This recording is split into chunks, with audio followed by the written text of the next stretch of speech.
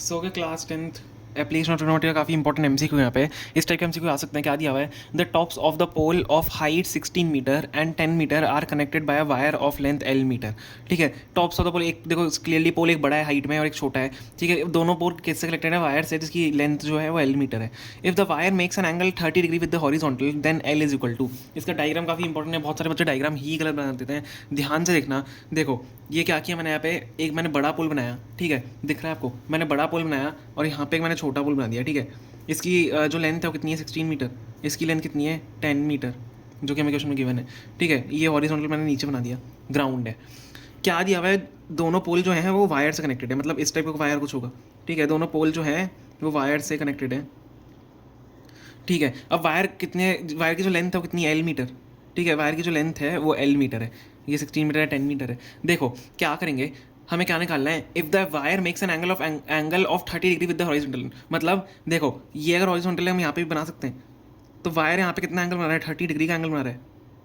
ठीक है, with the horizontal then L is equal to, हमें एल की लेंथ निकालनी है, मतलब एल हमें निकालना है, ये वायर की जो लेंथ होगी वो कितनी होगी। समझ में आ गया। तो देखो अगर ये हमें पूरा 16 मीटर दिया हुआ है, ये अगर पूरा 16 मीटर हमें गिवन है, ये हमारा 10 मीटर है, तो अगर मैं 16 माइनस 10 कर दूँ, क्योंकि ये भी एक 10 होगा, ये भी 10 होगा ना, क्योंकि इसके सामने एक तरीके से रेक्टेंगल बन रहा है, ये 10 है तो ये भी 10 होगा, तो ये कितना हो जाएगा, 6 मीटर हो जाएगा। इतनी जो हाइट होगी वो 6 मीटर हो जाएगी।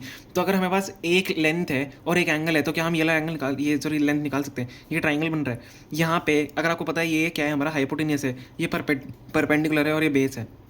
अगर मैंने यहाँ पे क्या लगाया, अगर मैंने यहाँ पे साइन थीटा लगा दिया, अगर मैंने यहाँ पे साइन थीटा लगा दिया, तो साइन थीटा किसके बराबर होता है, साइन थीटा किसके बराबर होता है, परपेंडिकुलर अपॉन हाइपोटेनस के बराबर होता है। तो यहाँ पे परपेंडिकुलर तो ये है हमारी, और हाइपोटेनस क्या है, ये है। तो क्लियरली हम लगा सकते हैं sine theta, sine 60 sorry sine 30 degree लगाना पड़ेगा, 30 डिग्री गिवन है, तो sine 30 degree is equal to perpendicular हमें क्या गिवन है, 6। ठीक है, क्योंकि 16 माइनस 10 हमने किया रेक्टेंगल की वजह से, ये 10 होगा तो ये 6 होगा, क्योंकि टोटल 16 है, अपॉन एच, मतलब एच हमारा क्या है, एल है, हमें जो कि निकालना है, हमें एल निकालना है।